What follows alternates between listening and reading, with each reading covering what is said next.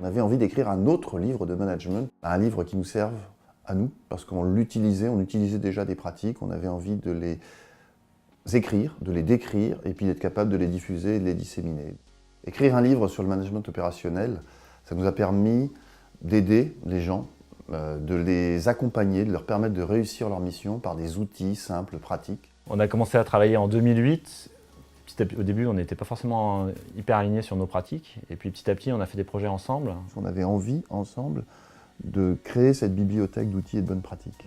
On avait appris à se répartir les tâches dans les projets. Et donc, on avait des modes réflexes.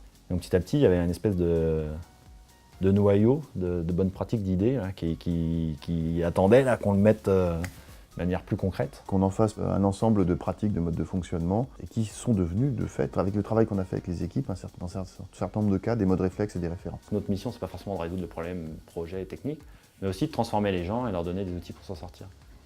Et petit à petit, on a structuré ça autour de 4 thèmes. 2 thèmes majeurs qui sont plus, on va dire, sur le management global, qui sont le management par objectif et le leadership. Donc le management par objectif, ça permet d'être très focus, très orienté sur le résultat.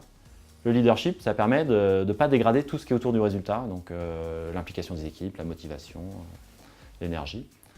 Et puis on a d'autres outils qui sont plus opérationnels, plus tournés vers le pilotage lui-même. On a séparé le pilotage et la conduite du changement.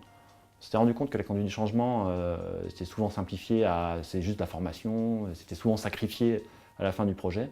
Donc on a essayé de donner un peu de richesse pour montrer les outils qu'on peut mettre en œuvre autour de la conduite du changement. Et puis le pilotage lui-même, qui était un peu notre cœur d'activité, notre cœur de métier aussi. Les gens nous demandaient souvent quelles étaient nos bonnes pratiques, nos réflexes. Donc on a packagé aussi ces 2 éléments-là en complément.